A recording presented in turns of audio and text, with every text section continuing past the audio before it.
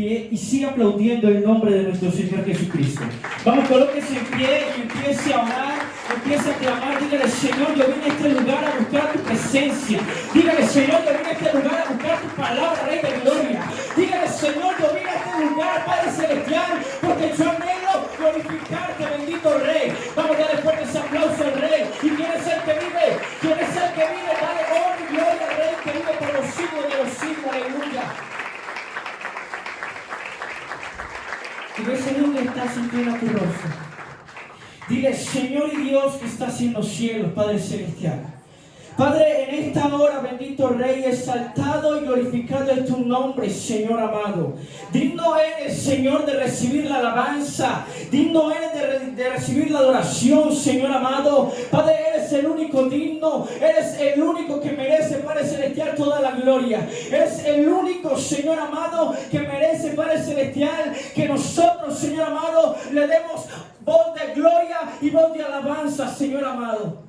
Ahí donde está, dígale: Señor, yo quiero que usted pueda hablarme el día de hoy, Señor.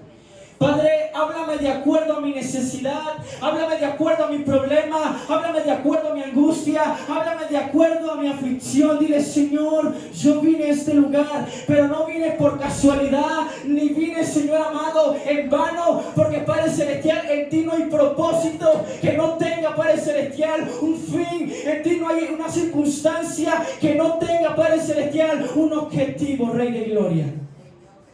Y en el nombre de Jesús, Señor, te damos toda honra y gloria a ti, Padre Celestial, por los siglos de los siglos. En el nombre de Cristo Jesús. Amén y amén. Dígale ese fuerte aplauso.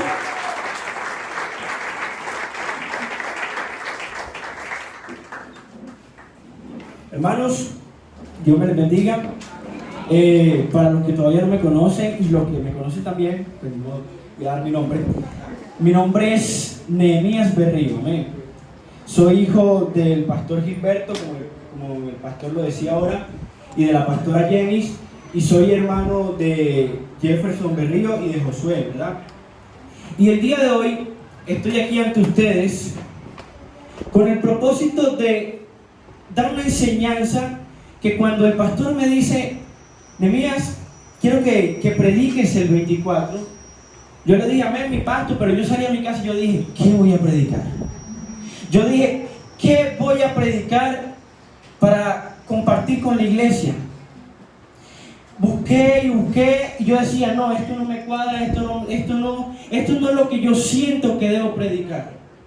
Hablé con mi madre, le dije: papi, mami, me toca predicar en la iglesia, ayúdenme a orar.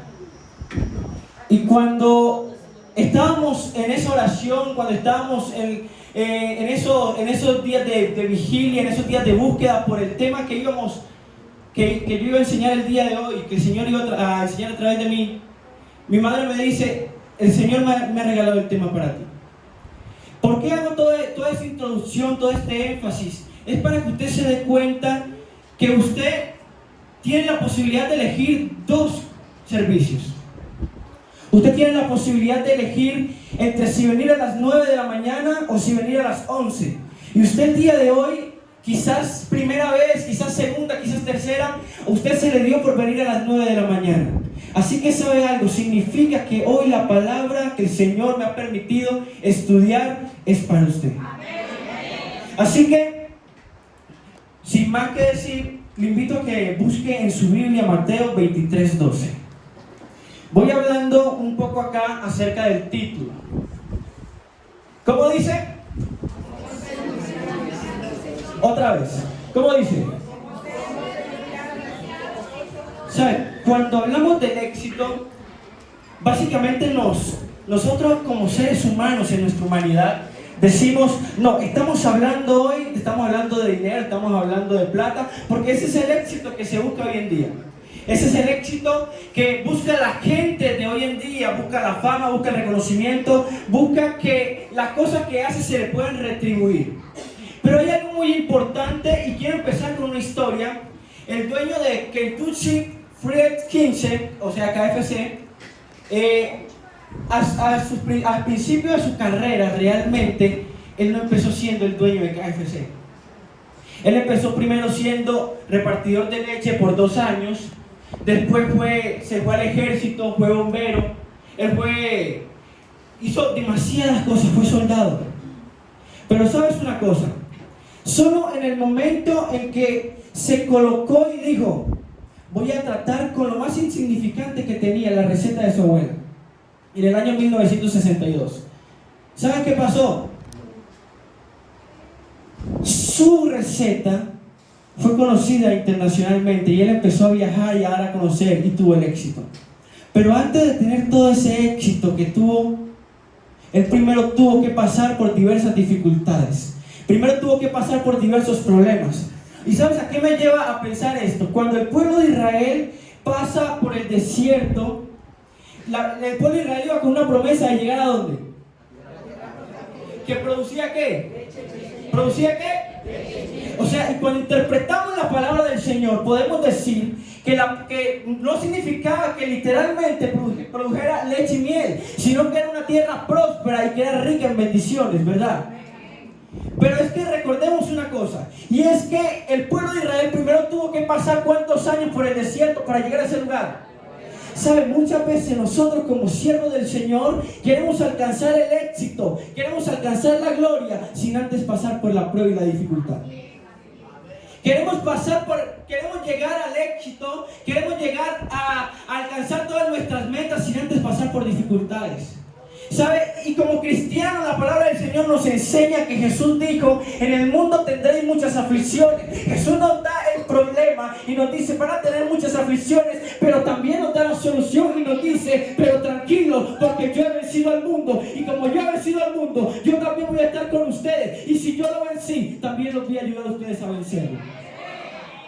Es necesario que nosotros como pueblo del Señor podamos entender y reconocer que para poder llegar a la tierra prometida, primero es necesario pasar por el desierto. Ahora sí, hoy voy a hablar sobre 2 pasos para poder llegar al éxito. Y quiero que vayamos al primer paso. Por favor, la diapositiva. Y el primer paso que tenemos el día de hoy es ser humildes. Usted dirá, hermano, el primer paso entonces no es montar un negocio, el primer paso no es montar un crédito con el banco, el primer paso no es trabajar. No, todas esas cosas están muy bien. Pero el primer paso para alcanzar el éxito, el primer paso para tú poder llegar a la gloria, el primer paso para tú poder alcanzar todo lo que te propones, está en la humildad. Y yo quiero que nos vayamos a la cita, Mateo 23, 12, y dice, vamos iglesia, léelo conmigo por favor.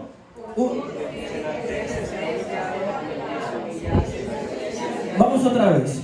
Porque el que se enaltece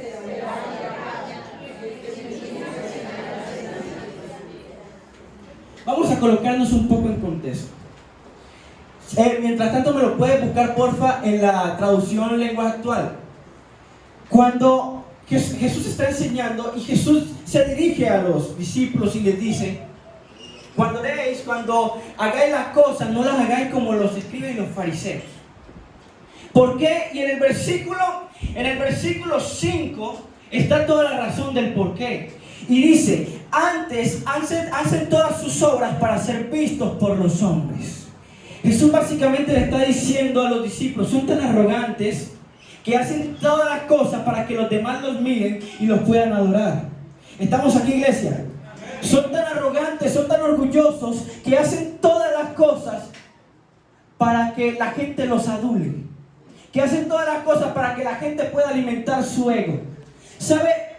Hoy el Señor básicamente lo que está diciendo en esto, leámoslo, dice, porque los que se creen más importantes que los demás serán tratados como, y los que se comportan como los menos importantes serán ¿qué? Ahora yo quiero que vayamos a la diapositiva, por favor. Dame un clic, porfa. La palabra humillación proviene del latín humilitas, que a su vez deriva de humus, que significa tierra. ¿A qué hago referencia con esto que significa tierra? Básicamente, el significado de la palabra humillación significa estar en la tierra, estar en lo más bajo. Pero es que hay una diferencia y es muy importante en lo que significa estar humillado y dejarse humillar. Hay una diferencia en lo que es humillación y humillarse. ¿Sabe? Y la diferencia está en una sola cosa, la actitud. La diferencia está en el acto de voluntad que se ejerce en la acción. ¿Por qué lo digo y por qué lo menciono? Porque es que muchas veces nosotros como cristianos sí estamos en humillación, sí andamos humillados, pero porque el Señor le tocó humillarnos para podernos bajar el ego. Pero qué bonito fuera que nosotros pudiéramos tomar esa actitud de adoración, pudiéramos tomar esa actitud de humillación y decirle: Señor, yo reconozco, porque aparte la humillación es eso, es un estado de reconocimiento donde yo le digo al Señor, o donde yo le digo al Padre que yo me considero inferior a Él y que por lo tanto mis fuerzas, que por lo tanto mis energías se las entrego únicamente a Él. ¿Sabe? El estado de humillación es una conducta en la que tú tomas y le dices: Padre, yo reconozco que soy inferior a ti y que por lo tanto nos vamos al segundo paso y le decimos: Señor, también reconozco que para alcanzar el éxito necesito depender de ti. Necesitamos depender de Dios. Abre su Biblia por favor en Juan 15:5. Juan 15:5. Y quiero que estos dos conceptos que vamos a tratar el día de hoy los podamos unir. Estos dos conceptos parecen estar separados, pero es que en la vida cristiana están súper unidos. La Biblia nos enseña que nosotros como cristianos tenemos que ser íntegros. Y para nosotros, y la integridad realmente no es una cosa, la integridad es un montón de cosas que se reúnen en una sola. Es un montón de características que nosotros como cristianos tenemos que alcanzar. Y nos dice la palabra del Señor que cuando somos íntegros es hermosa nuestra alabanza, que cuando somos íntegros que nuestra oración es escuchada, que cuando nos humillamos, un corazón contrito y humillado, el Señor no lo desprecia. Pero es que cuando nos humillamos le estamos diciendo al Señor: Señor, yo dependo de ti. Le estamos diciendo: Señor, yo quiero depender hoy de ti. Y es por eso que cuando Jesús viene y habla con sus discípulos y le está diciendo: yo soy la vid verdadera, yo soy la vid y ustedes son los pámpanos, el que permanece en mí y yo en él, este lleva muchos frutos. Y viene algo súper importante para la vida de un cristiano y para el éxito de un cristiano.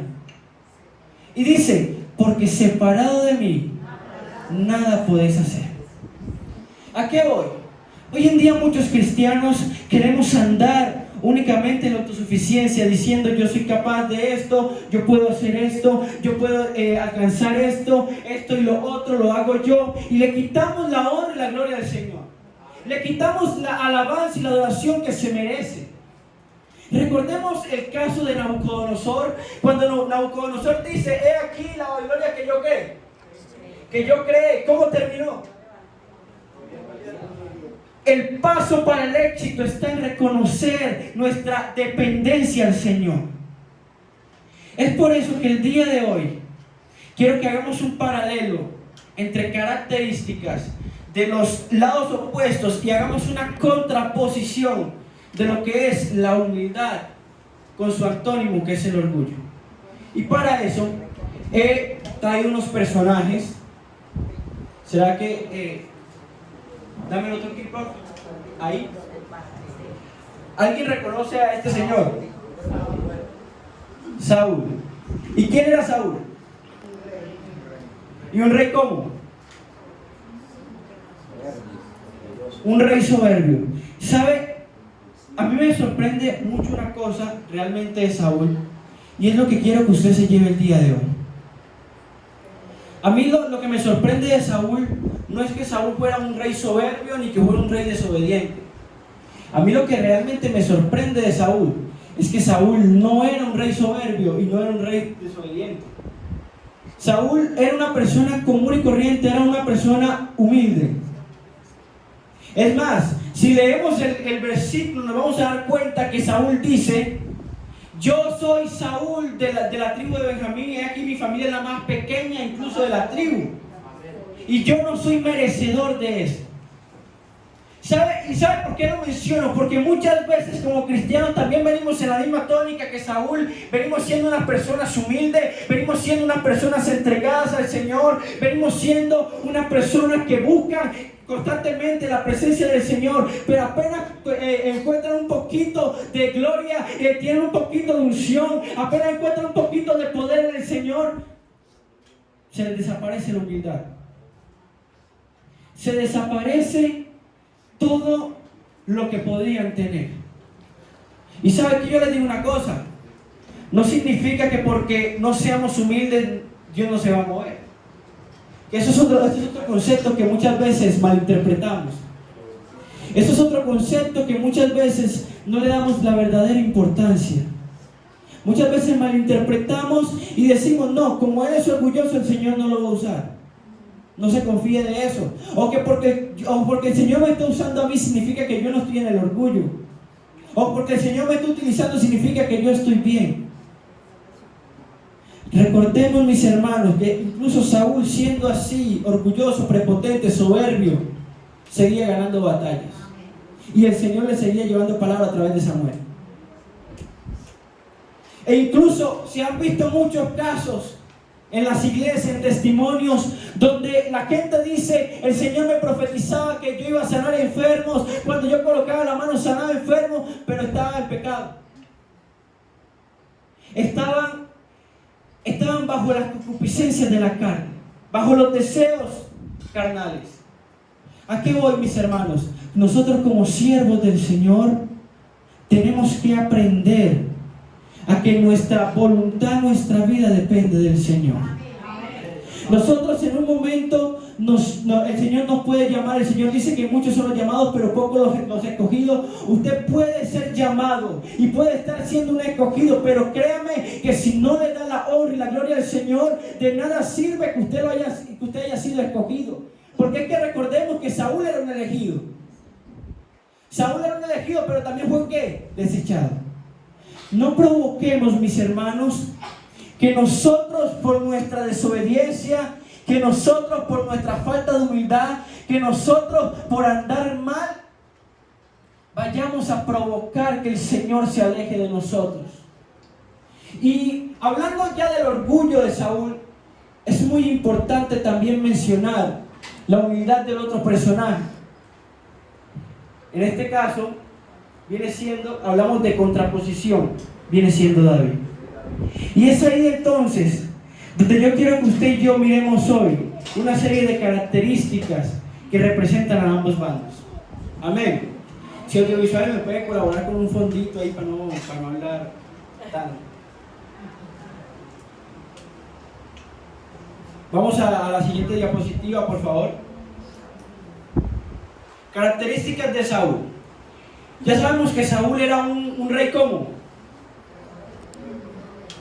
Ay, iglesia, no me tengan miedo, por favor, ayúdenme a predicar. Ya sabemos que Saúl era un rey ¿cómo? Soberbio. Era un rey, otra característica, un rey prepotente. Entonces vamos a analizar las características de Saúl, las características de la prepotencia. Primera característica es que una persona prepotente no obedece a Dios. ¿Me puede dar otro clip, porfa, para la cita? Primera de Samuel 13, 8 al 14. Mientras lo busca, hablemos. La primera característica es que para una persona que confía plenamente en lo que hace porque siente que lo hace él, no puede obedecer al Señor. Y resulta que si nosotros no obedecemos al Señor, podemos ser salvos. Si nosotros no obedecemos al Señor, ¿podemos ser salvos, iglesia? Si nosotros no obedecemos al Señor, podemos alcanzar el éxito. Yo quiero que la iglesia o que todos nosotros mencionemos a una sola persona que haya estado en desobediencia y haya alcanzado lo que quiso. Una sola persona que haya sido un escogido del Señor y que haya estado en desobediencia de la palabra del Dios Altísimo y que haya alcanzado lo que se propuso en su corazón.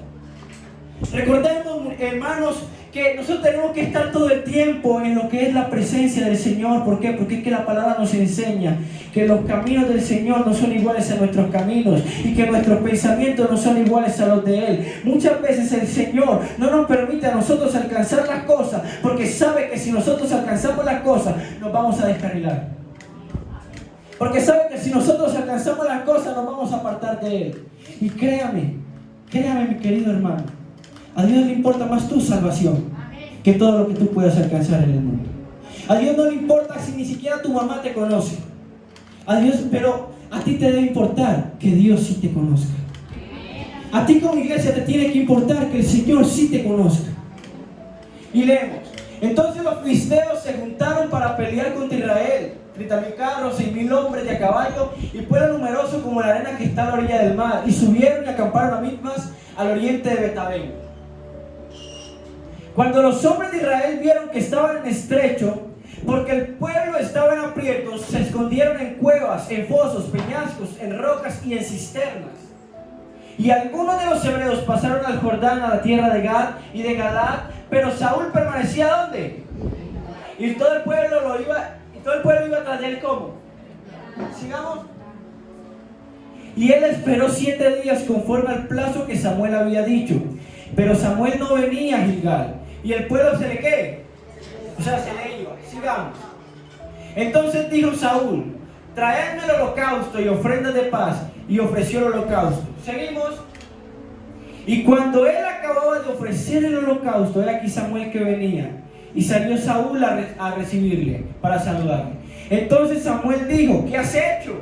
Y Saúl respondió: porque vi el pueblo se me desertaba y que tú no venías dentro del plazo señalado y que los filisteos estaban reunidos en Micmas. Y ahí va a seguir diciendo que le daba miedo que los filisteos le cayeran en Gilgal, y va a colocar un montón de excusas sobre el por qué tomó una decisión que iba en contra de la voluntad de Dios. ¿Sabe? Aparte de que obedecemos, de que desobedecemos a Dios, también le sacamos un montón de excusas tratando de justificar el por qué desobedecemos. Y sabes, y esa es otra característica de una persona humilde. Es que una persona humilde reconoce cuando se equivoca y trata de mejorar las cosas que ha hecho y se arrepiente de todo corazón. Saúl, si nosotros analizamos, Saúl se equivoca porque hace algo que le tocaba específicamente ¿a quién? A Samuel. Hace algo que no era una tarea que le competía a él, que era de su competencia. No, era algo que no le correspondía. Era algo que Dios le había dicho al pueblo que lo hacía ¿quién? El sacerdote. Y sin embargo Saúl lo hizo tomándose atribuciones que no tenía. Pero al momento de descubrir su error, Saúl no dice: Señor, perdóname, sino que Saúl lo primero que coloca es una excusa. ¿Cuántas veces nosotros como siervos del Señor nos hemos equivocado? ¿Cuántas veces nosotros como siervos del Señor hemos cometido errores y en vez de decirle: Señor, perdóname, lo que hacemos es decirle: Señor, lo hice porque si no lo hacía me iba a pasar esto? ¿Sabe? A Dios no le importan tus excusas, iglesia. Yo sé que suena feo, pero a Dios no le importan las excusas que el pueblo dé. A Dios le importa la obediencia. Porque es más, si seguimos leyendo, el sacerdote Samuel, el profeta Samuel le dice: más vale la obediencia que los muchos sacrificios. Más vale la obediencia que los muchos sacrificios. Hoy en día vemos muchas personas que constantemente dicen: Señor, yo te oro, que constantemente dicen: Señor, yo te busco, pero cuando el Señor los manda a hacer algo, le da igual lo que el Señor les dijo y hace lo que se les da la gana. Hoy en día vemos cantidades de personas que nos creemos la segunda característica de Saúl, y era que se creía autosuficiente. Hoy en día vemos cantidades de personas que nos sentimos los todopoderosos, que nos sentimos los Jackie Chan, los Bruce Lee, y entonces no obedecemos lo que el Señor nos dice. Hoy en día estamos rodeados por personas que están con nosotros y dicen: yo puedo servir al Señor, pero quizás no le sirva. Y lo feo quizás no es estar al lado de las personas. Lo feo quizás es estar en el lugar de la persona. Como siervos del Señor, ¿cómo estamos viviendo nuestra vida? Como siervos de Jesucristo, ¿qué le estamos entregando al Señor de nuestra vida? ¿Y qué le estamos diciendo? Señor, yo soy tu siervo. Sí, tú eres mi siervo, pero ¿cómo no obedeces? ¿Cómo puedes ser mi siervo si no tienes en cuenta mi palabra?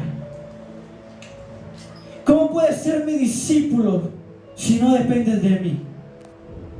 O sea, es que yo no, si usted es jefe, yo no veo que usted sea jefe del empleado que no lo obedece. No veo que usted sea el técnico del jugador que hace lo que se le da la gana. Yo no puedo creer que usted sea el líder de la persona que cuando se ven apuros, se ven aprietos, comete el primer error y al momento de darle cuenta a usted, lo primero que hace es colocar una excusa antes que aceptar el error. Y como cristianos no podemos ser personas así. Como cristianos no podemos caer en ese error. Nos van a llamar la atención y lo primero que tenemos para cuando nos llama la atención en nuestro uso de la prepotencia es sacar una excusa tratando de justificar nuestro error, cuando el Señor lo único que quiere es que tú procedas al arrepentimiento. ¿Sabe? Saúl se creía autosuficiente. Y si revisamos el versículo, los versículos de la autosuficiencia, nos vamos a dar cuenta que Saúl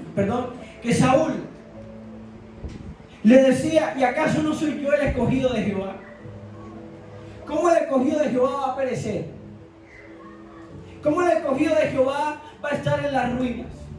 ¿Cómo el escogido de Jehová va a ser una persona desafortunada? ¿Sabe? Y le colocamos al Señor la excusa del ministerio y le decimos: Señor, pero es que yo soy tu hijo.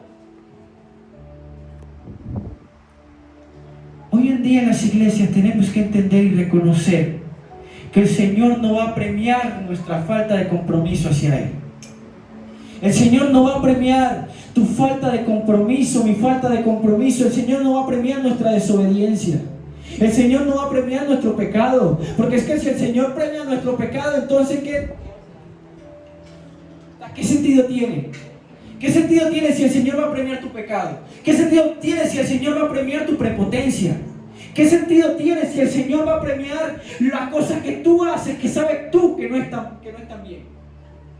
¿Sabe? Y hoy en día oramos al Señor y le decimos: Señor, ayúdame, Padre Celestial, ayúdame, porque yo tengo deudas. Padre, dame dinero. Padre, dame este carro. Padre, dame esta casa. Padre, dame este negocio. Pero nunca le decimos: Señor, ayúdame a crecer en la integridad en ti. Es necesario que se levanten personas con el enfoque del reino. El pastor ahorita decía: estamos aquí en el entrenamiento. Estamos en el entrenamiento, pero el entrenamiento se debe vivir, como lo decía, se debe vivir de la manera correcta. Si el ejercicio físico se hace mal, podemos llegar a una lesión. Si el cristiano vive de una mala manera, no piense que va a entrar al reino de los cielos. No podemos seguir pensando en que podemos estar en la mitad de las cosas. No podemos seguir pensando que podemos tener un pie en el mundo y el otro pie en el Señor. No podemos seguir pensando que podemos estar haciendo las cosas del mundo en nuestro orgullo, en nuestra prepotencia, en nuestra falta de humildad, en nuestra falta de carácter, en nuestra falta de dominio, y que el Señor se va a seguir manifestando a través de nosotros. Es tiempo que se levante una iglesia, un remanente de personas que sepa bien dónde está el enfoque.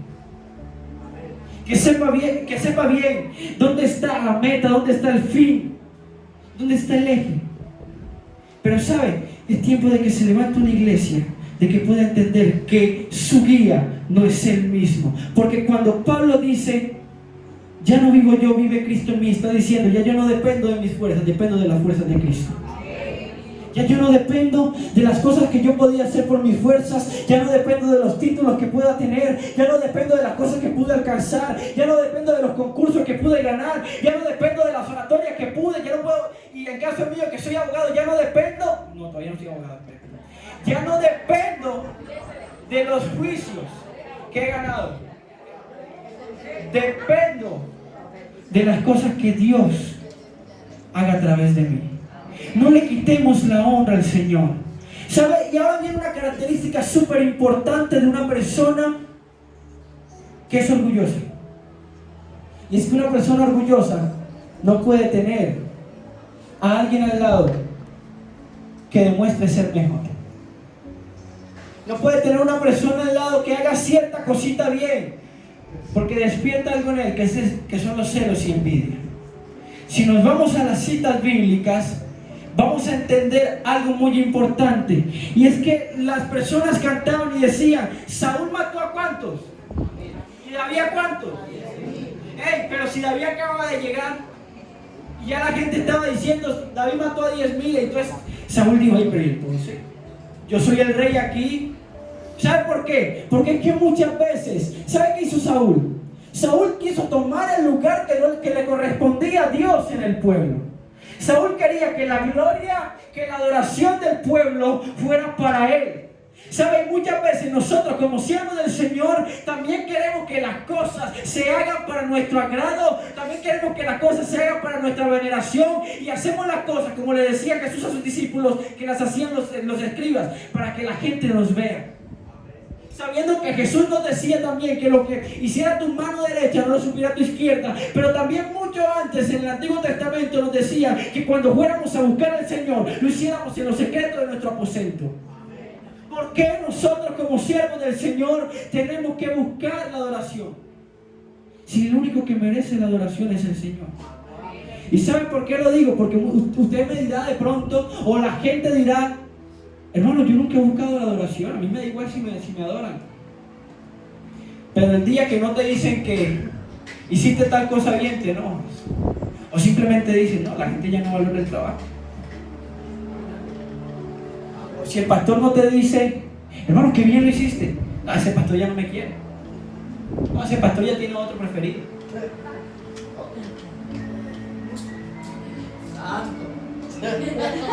Iglesia, es necesario que nosotros como siervos del Señor, busquemos primeramente, como dice la palabra del Señor, las cosas del reino, y dejemos que las demás cosas vengan por añadidura. No es necesario que tú busques la gloria para alcanzar la gloria. Solo es necesario que tú busques a Jesús y verás cómo las cosas empiezan a andar en tu favor. Nosotros nos contradecimos demasiado. Nosotros a veces queremos andar en contra de la corriente. ¿Sabe? La corriente es Cristo. Y nosotros queremos ir en contra de la corriente, hacer nuestra voluntad, y las cosas no nos van a salir bien. Nos vamos a estrellar con un montón de piedras que hay en el río. Hey, móntate en el barco. Pero móntate en el barco de Cristo y anda en la corriente de Él. Y verás cómo las demás cosas, las cosas que tú deseas, las cosas que el Señor tiene para ti, van a ir llegando una tras una, otra tras otra. Y te vas a dar cuenta cómo tu ministerio, cómo tu hogar, cómo tu familia, cómo tu vida va a empezar a crecer. Pero cuando empezamos a andar en la humillación del Señor. Ahora quiero que miremos, como dijimos que íbamos a hacer un paralelo, un cuadro comparativo, una contraposición. Estamos hablando entonces del orgullo, pero si hablamos del orgullo tenemos que traer su antónimo, ¿qué es? ¿Qué es qué? Cuando hablamos de la humildad, hacemos referencia a quién. Hacemos referencia a ese muchacho que cuando Samuel va a buscar a la casa de Isaí, David era ¿qué? El hijo preferido, ¿verdad? Bueno, no era el hijo preferido, era el segundo, el tercero, bueno, el sexto. David no era el preferido. Antes, por el contrario, ¿era quién? Era el menospreciado. Y no le estoy hablando del orden. Él sí era el último de sus hermanos, pero no le estoy hablando del orden. Por ejemplo, José era uno de los últimos, pero era el preferido del padre. Pero David no. David era el pastorcito de ovejas, el débil, el que no hace las cosas. ¿Sabe? A mí me encanta mucho la vida de David, porque después de Cristo es como mi personaje favorito. David era menospreciado por su mismo padre. Era menospreciado por sus mismos hermanos. Y sin embargo, David en ningún momento pensó en dejar de humillarse al Señor. E incluso el Señor le seguía diciendo que David era comparado como con qué. Conforme a su corazón. ¿Cuántos podemos decir eso el día de hoy? Y la primera característica de David es que David le atribuía sus éxitos al Señor. ¿Cuántos dicen amén? David le atribuía los éxitos ¿a quién? ¿Cuántos de nosotros decimos que le damos la gloria al Señor cuando hacemos las cosas? Resulta que David, el pueblo de Israel estaba peleando contra los filisteos. Y va David a llevarle la comida a sus hermanos. Recordemos que ese mismo David era el que el Señor le había dicho a Samuel: Samuel, por favor, no mires la apariencia. Por favor, mira el corazón. Porque las cosas que tú ves no son las mismas que yo veo. ¿Y a qué voy? A veces nosotros miramos con nuestra vista humana. Y sabe, y muchas veces nosotros queremos que la gente nos vea con la vista humana. Y entonces nos preparamos en múltiples cosas, menos en la adoración al Señor, menos en la humillación al Señor. Nos preparamos en un montón de cosas que realmente a la hora de la verdad son innecesarias. Porque estamos colocando esas cosas innecesarias en el lugar de las cosas necesarias, que son las cosas del reino. David entonces va a llevar la comida a sus hermanos.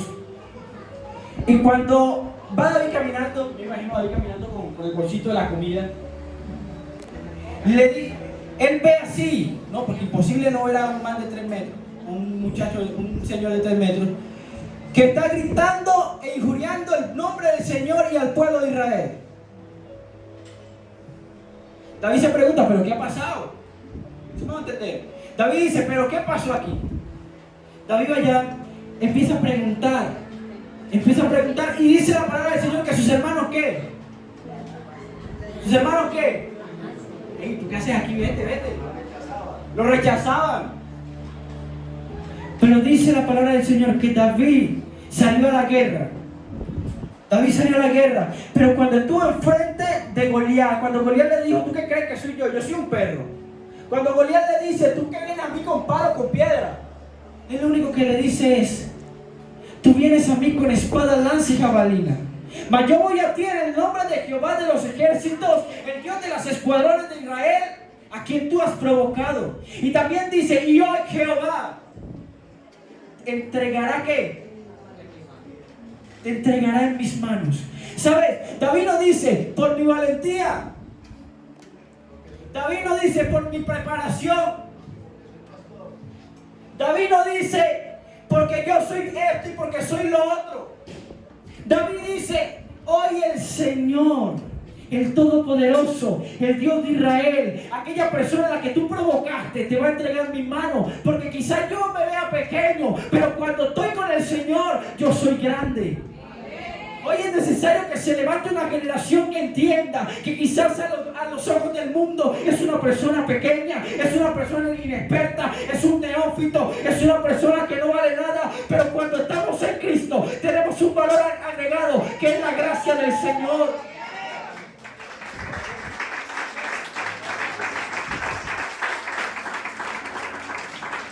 Cuando estamos en Cristo, las cosas que habíamos hecho antes ya pasan. ¿Por qué? Porque todas son hechas nuevas. Pero cuando Pablo dice que todas son hechas nuevas, no se está refiriendo a que entonces las cosas las vamos a empezar a hacer nosotros.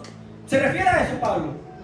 Las cosas nuevas que van a pasar en nosotros dependen de ti. ¿Dependen de quién? ¿Y del propósito de quién? Y entonces muchas veces, ¿por qué queremos hacer nuestra voluntad en vez de la voluntad de Cristo? Vamos a la segunda característica, por favor. David, al ser una persona humilde, una persona dependiente de Dios, que por lo tanto una persona humilde reconoce sus ¿qué? Sus debilidades, reconoce que hay alguien superior y por lo tanto vive la vida de acuerdo a la persona superior. O sea, ¿quién? Dios. Daba perdón a sus enemigos. Y estos dos versículos sí me parece muy importante que los leamos, por favor. Vamos a 1 Samuel 24, 11 al 12. 1 Samuel 24, 11 dice: y mira, Padre mío. ¿Quién es Padre mío ahí? ¿Quién es padre mío ahí? Saúl. David le está hablando a Saúl y le está diciendo: mira, padre mío, mira la orilla de tu manto en mi mano, porque yo corté la orilla de tu manto y no te maté. Conoce pues y ves que no hay mal ni traición en mi mano, ni he pecado contra ti. Sin embargo, tú andas a casa de mi vida para quitármela. Juzgue Jehová entre tú y yo y véngueme de ti, Jehová. Pero mi mano no será contra quién. No será contra ti. ¿Sabes por qué digo yo que aquí me impacta demasiado esto? Porque si vamos a 1 Samuel 22:1, podemos ver 1 Samuel 22:1, por favor. Podemos ver este versículo que dice: yéndose luego David de allí, huyó a la cueva de ¿qué? Y cuando sus hermanos y toda la casa de su padre lo supieron, vinieron ¿a dónde? Sigamos, por favor. Y se juntaron con él todos los afligidos y todos los que estaban endeudados y todos los que se hallaban en la amargura de espíritu. ¿Y fue hecho qué? ¿Y tuvo con qué? Vamos, iglesia, ayúdame a leer. ¿Y tuvo consigo como qué? Mira lo que le dice David a Saúl. David le dice a Saúl: Saúl, mira, yo tengo aquí tu manto. O sea, en pocas palabras le dijo: si a mí se me hubiera dado la gana de haberte matado, te hubiera matado. En pocas palabras. Pero David supo perdonar. ¿Y saben por qué leemos esta palabra? Porque capítulos antes, cuando dice la palabra del Señor que empezaron a decir: Saúl mató a sus miles y David a sus 10,000, se levantó algo tan grande en Saúl, que Saúl lo primero que hizo fue colocar su espíritu de amargura, enojarse tanto, cogió una lanza, se la tiró a David, y dice la palabra que David lo esquivó 2 veces. David ahí cuando dice la primera parte que yéndose luego David a la cueva de Adulán, David se fue a la cueva de Adulán huyendo de quién. ¿Huyendo de quién? Y sabe, y en medio de toda su dificultad, en medio de toda su angustia, en medio de toda su aflicción, David no dejó de clamar al Señor. David no dejó de adorar al Padre y fue hecho jefe de un grupo que estaba prácticamente igual que él, pero el Señor le dio la victoria. Porque aprendió a confiar en el Padre, porque aprendió a colocar su dificultad en el nombre del Señor Jesucristo.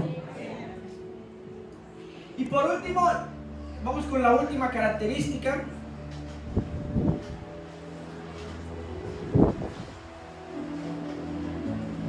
David tenía confianza en Dios. Iglesia, yo te invito a colocarte en pie. Y el grupo de alabanza, por favor, me va acompañando por acá. David tenía confianza en Dios. Así que una de las características de la persona que es humilde es que tiene que... Vamos, iglesia, dilo otra vez. ¿Tiene qué? Tiene confianza en Dios. Y coloco el Salmos 23. Y yo puedo decir que todos aquí no sabemos ese salmo y decimos: Jehová es mi pastor y en lugares de delicados pastos. ¿Sabe? David básicamente le dice al Señor: Padre, yo dependo de ti. Mi confianza está puesta en ti, incluso en el momento de mi aflicción, incluso en el momento de mi depresión, incluso en el momento donde me encuentro abatido, donde me encuentro, Padre Celestial, menospreciado. Mi alabanza está en ti. Mi alabanza está ¿en dónde? Mi alabanza está en Dios. Ahí donde está, yo quiero que miremos la última diapositiva. Antes de mirar la última diapositiva, yo quiero que miren lo que hay en la esquina.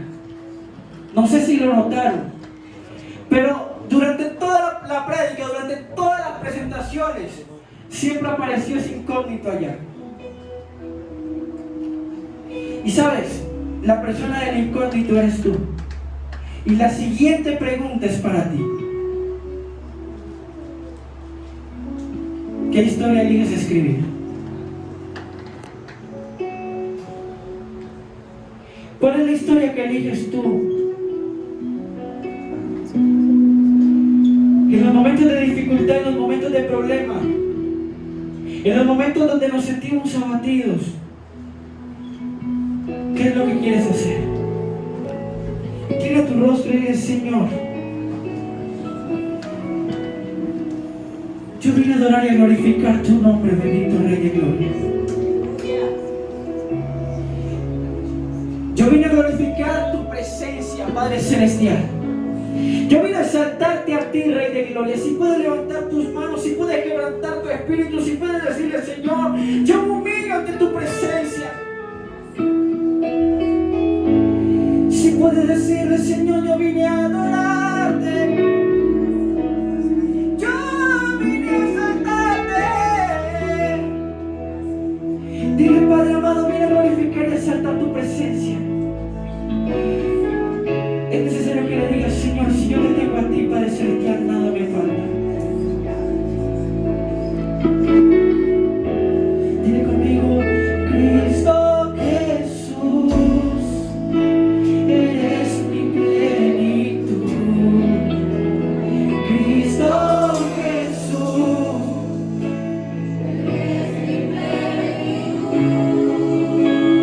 Cristo Jesús.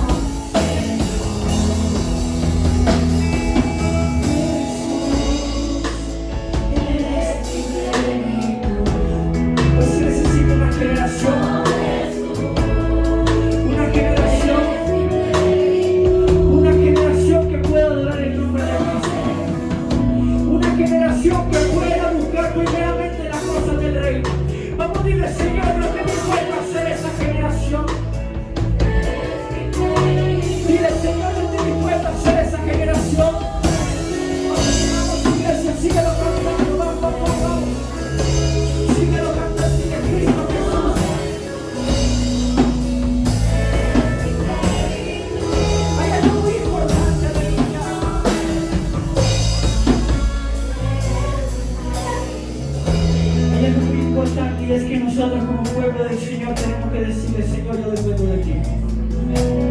Y dile ahí: Cristo,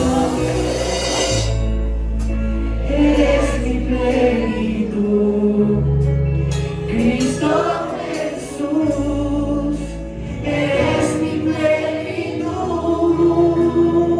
Si te tengo a ti, yo tengo todo. Dile con la convicción, dile con la fe. Nada deseo, Señor.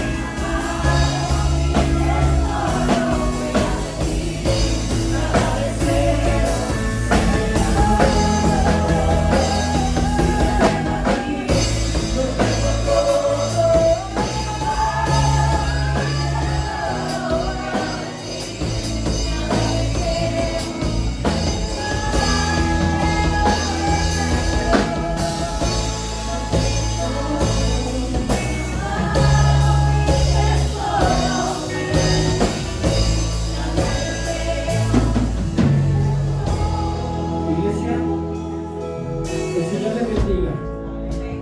Iglesia, el Señor les guarde.